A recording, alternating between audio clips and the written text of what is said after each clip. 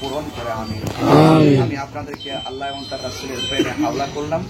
আল্লাহ যেন আপনাদের জাহিরি বাতিনে দুনিয়া এবং আখিরাতে আল্লাহ যেন আপনাদের সকলকে নিয়ামতপূর্ণ, বরকতপূর্ণ এবং আল্লাহ পাকের হাবিবের নুরানি কদম মুবারকে যেন আমাদের সবার জায়গা হয়, বলেন আমিন। দুয়ার আগে আমার যারা মুরিদান তারা প্রস্তাব করছেন আসলে খানকার ব্যাপারে। আজ থেকে 5-6-7 বছর আগে এখানে বসে আমরা একটা খানকার সিদ্ধান্ত নিয়েছিলাম। নেওয়ার পরে আপনারা যারা আছেন, আপনারা অনেকে কিন্তু খানকা করার জন্য, বেলাবকে খানকা করার জন্য আপনারা কিছু সহযোগিতা করছিলেন। প্রায় 60-65 না 70,000 টাকার মতনও আপনারা দিয়ে ফেলছিলেন কয়েকদিন ভিতরে। তো এই টাকাটা এখনো আছে, আলহামদুলিল্লাহ এটা এখনো আছে। তো যেহেতু আমরা কাজটা ধরি নাই, এই জন্য হয়তো টাকাটা যেভাবে আছে সেভাবে রেখে দেওয়া হয়েছে নাকি বাবা। এটা এখন আপনাদের আমানত যেমনি দিচ্ছেন ঠিক এভাবেই আছে।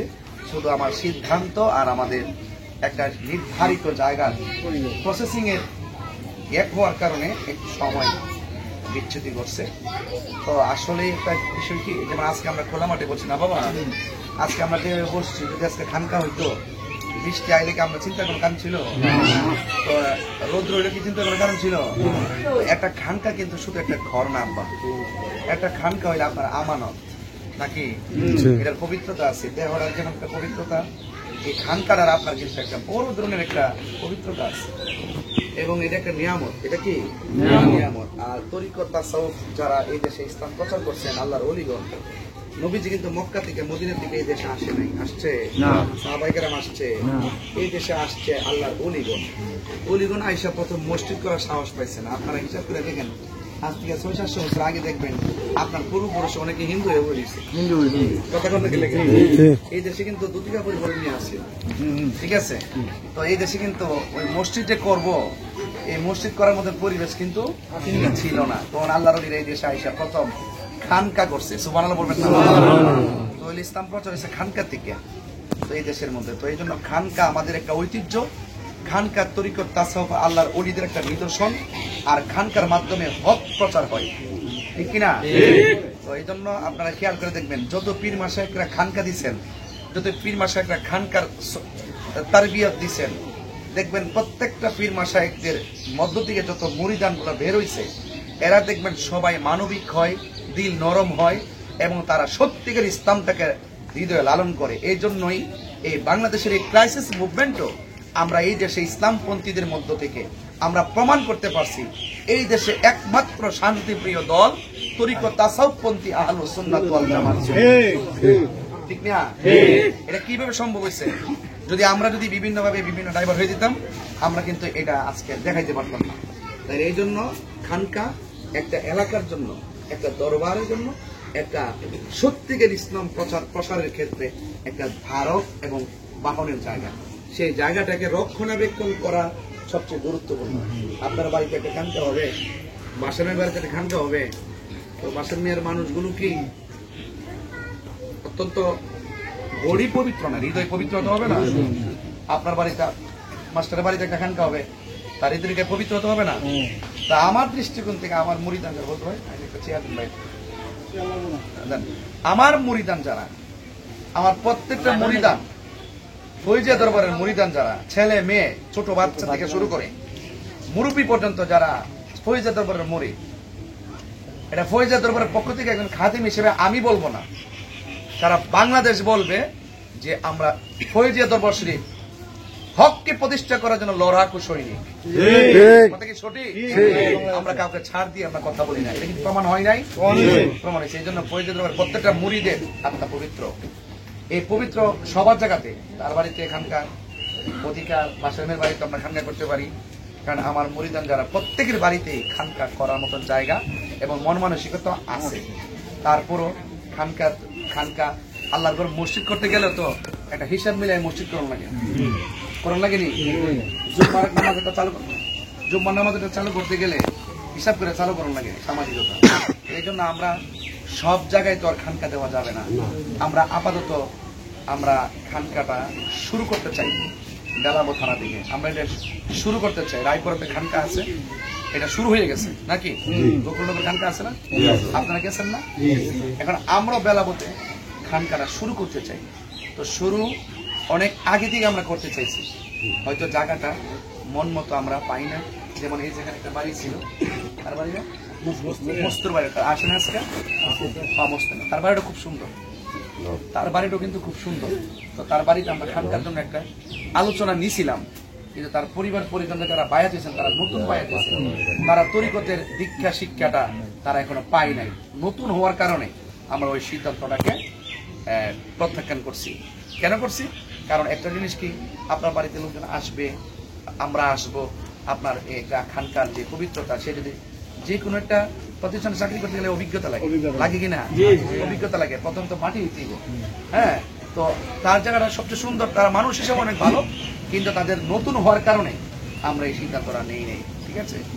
তো আমরা আশা করি যে আমাকে আজকে বাসার মিয়া, এরপরে আরো যারা আছেন, তারা আমাকে একটা জায়গা দেখাতে দিয়েছিলেন। এটা হলো ইয়ারকেনা বাড়িতে, ইয়ার বাড়িতে আমার নাম কো আনসর আলী, আনসর আলী, তার বাড়িতে আমাকে নিয়ে গেছিলেন। হ্যাঁ, বসো বসো বসো। বাচ্চা দেখলেন, পুত্রের নাম লই না, এটা আমার অভ্যাস। পুত্র পরিচিত বাচ্চার শুধু হলো, এটা না থাকলে বুঝবো কম আসে বছর হারাইছি তো বুঝি। তো আনসর আলী মিয়া তার বাড়িতে আমার নিয়েছিল, নেওয়ার পরে আমার একটা ঘর দেখাইছে, যে এই ঘরটা আছে, এই ঘরটা 6 মাসের ভিতরে এখান থেকে পরিবর্তন হবে, যারা এখানে আছেন তারা অন্যত্র জায়গায় স্থানান্তরিত হবে, মানে জায়গাটা কিনবে কিনা করবে। তো এরকম একটা জায়গা দেখাচ্ছিল।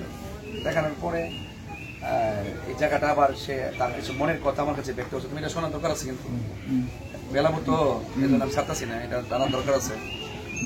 একটা জিনিস উনি আমার নিজে থেকে বলছেন যে আমি যতটুকু জায়গা আমি দিব, এই জায়গাটা আমি দরবারের নামে এটা ওয়াকফ করে দিব।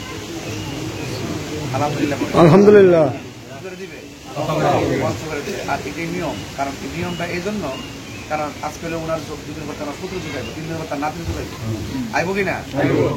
এই আমানত কি, কফলের আমানত কি ফুচ্ছে ফেলেন দিব? এটা আজীবন পর্যন্ত এটা রক্ষণাবেক্ষণ করতে হবে, এটাকে ধরে রাখতে হবে। এটা হলো সিস্টেম। যখন আমাকে জায়গা দেখাইছেন, এখন তা বলছে আমারে, যা আমার প্রস্তাব করছে, আমি এটা আপনার সামনে তুলে ধরি। এখন বর্তমানে এই জায়গাটা একটা টিনের ঘর আছে।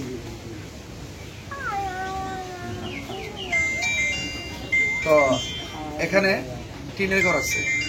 তো টিনের ঘরটা লম্বা, খেয়াল করো, টিনের ঘরটা লম্বা, অর্ধেকটা ঘর পড়ছে তার পুরান বিল্ডিংটা, যেটা এই বিল্ডিং এর সেন্টার মানে সাথে রড গুলা বাইর করা আর কি, অর্ধেকটা ঘর। তো ওই পুরান ঘরটার সাথে অ্যাড করে তোমার উপরে ছাদটা দূরে এখানে যে রুমটা হবে, এই জায়গাটা আমাদের দরবারের নামে ওয়াকফ করে দেন। আলহামদুলিল্লাহ, আলহামদুলিল্লাহ। তো আমি ওই তারা একটু বলছি, বলে যাই যে এটা তো বাড়ি চিন্তা করছে। তো এই জায়গাটা আপনার কাছে কেমন লাগে? মানে এই জায়গাটা সবার জন্য ভালো, এই জায়গাটা আপনাদের কাছে কেমন লাগে? হ্যাঁ, ভালো জায়গা, লোকেশন তো ভালো না, রাস্তাঘাট তো ভালো না, আপনার আসার সুবিধা আছে? আচ্ছা, আপনার যদি আসার সুবিধা থাকে তাইলে আমি একটু প্রস্তাব দেওয়া যায়। তা বলছিল যে 6 মাসের ভিতরে এখান থেকে ঘরটা নিয়ে যাইব, তারাও চলে যাবে। তো আমি কাজটা ধর্ম, আমরা সিদ্ধান্তটা নিব ওনারা এখান থেকে যাওয়ার পরে। আপাতত আমরা ঘরের মধ্যে শুরু করবো না, কারণ এটা খানকার উদ্বোধনের ব্যাপার থাকে। তো উদ্বোধনটা কখনো বছর ধরে করা যায় না। খানকার উদ্বোধন কোন সময় বছর ধরে চলে না, খানকার উদ্বোধন কিন্তু বছর ধরে চলে, খানকা থেকে করতে হবে। এই জন্য আপনি এটা পরিবেশ করেন। আজকে এই সিদ্ধান্তটা এখানে হয়েছে যে ওখানে খানকা ইনশাআল্লাহ হবে, আলহামদুলিল্লাহ। আর আমরা যে মরিদান গুলা বাড়তেছে, এমন হইতে পারে আমরা আবার ওই খালের হেবার আরেকটা খানকা গরম হতে পারে। ওই যে আমরা গোলাপ মিয়ার এরিয়াটা আছে না, ইয়ান্দো কিন্তু একটা খানকা হওয়ার একটা জায়গার মধ্যে, নোয়াখালী পর্যন্ত একটা কিন্তু জায়গা, কিন্তু অনেক বড় জায়গা, ওই যে অনেক সাইড পর্যন্ত। হ্যাঁ, তো এগুলো আমরা ধাপে ধাপে করব। আগে আমরা এক দিয়ে শুরু করি নাকি? শুরু করার দরকার আছে না? দরকার আছে। তো এই জন্য আমার জন্য এই লোকেশনটা আসা যাওয়ার ক্ষেত্রে মেইন রোডের সাথে যেহেতু আসা যাওয়ার সুবিধা হয়, আপনারা যদি বলছেন তাইলে আমি এই প্রস্তাবটা দিয়ে গেলাম। আপনার যে ঘরটা আছে, এই ঘরটা আপনি সরাইবেন। বাড়িতে যারা অন্য জায়গায় যাওয়ার কথা, তাদের যাওয়ার আপনি নিশ্চিত করবেন। এবং পাশাপাশি আপনার এরিয়ার চতুর্পাশে দেখছি আমি কিছু খোলামেলা জায়গা আছে, এই জায়গাগুলোকে আপনার নিরাপত্তার জন্য আপনি আজকে যেখানে বসছেন, উড়ানে বসছেন, জায়গা থাকার কারণে উড়ানে বসছেন, না থাকলে বলতে নিলে উড়ানের পাশে আরেকটা জায়গা আছে, পর্দা দিয়ে মহিলারা বসাইছেন, জায়গা থাকার কারণে মহিলা বসাইছেন।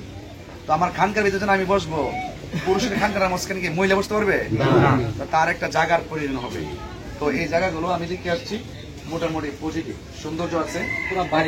সেটআপ দিলে এটা সৌন্দর্য আছে আমি মনে করি। যেমন কামাল মেয়ের বাড়ি মাহফিল হয়, খানকার ভিতরে ইফতার, আমরা পুরুষ ইফতার করি বা মিলাদ জিকির করি, এই পর্যন্ত কামাল মেয়া তো বলতে পারবে না যে কোনো জিকির মাহফিল কোনো খানকার ভিতরে মহিলা করতে পারছে।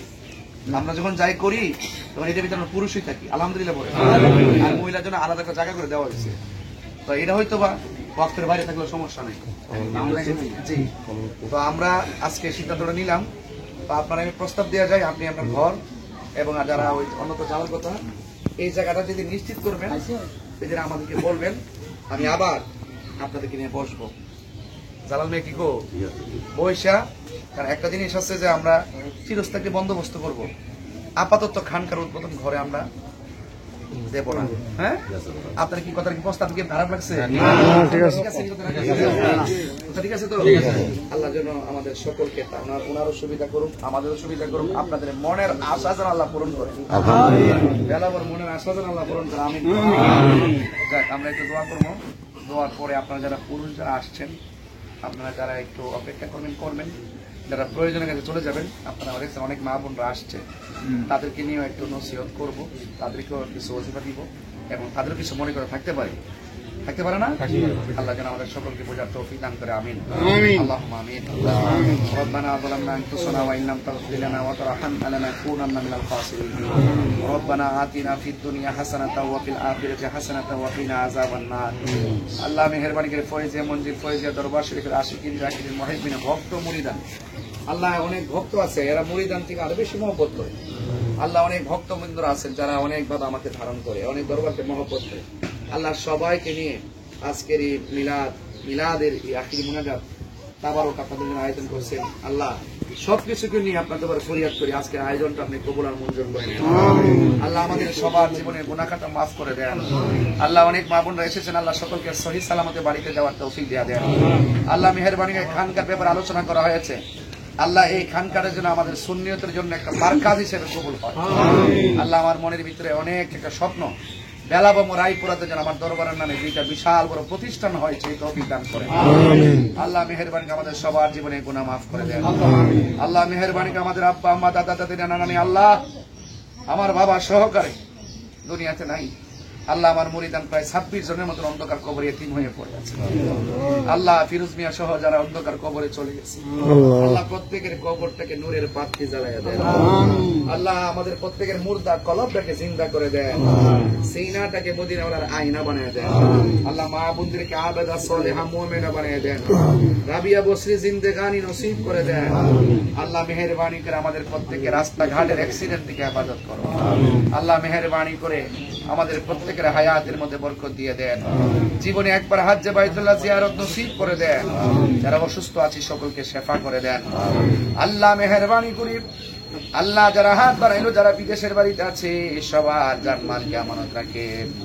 আল্লাহ মেহেরবানি করে আজকে আমাদেরকে যেভাবে বসাইছেন, আল্লাহ এমন ভাবে দয়াল নবী মায়ার নবীর নুরানি কদম মোবারকে জান্নাতের ভিতরে আপনি আমাদেরকে কবুল করে নেন। আল্লাহ এমন টাকার মালিক বানায়া দাও যেন বারবার মদিনা যাইয়া নবীরে সালাম দিতে পারি। আল্লাহ মেহেরবানি করে আমাদের সবাইকে মাফ করে দাও। আল্লাহ এই দরবারের মুরিদান একজন আর একজনের সঙ্গে মহব্বত পয়দা করে দাও। আর মরণের কালে সবার জবানে মধুর কালিমা জারি করে দিও, লা ইলাহা ইল্লাল্লাহু মুহাম্মাদুর রাসূলুল্লাহ।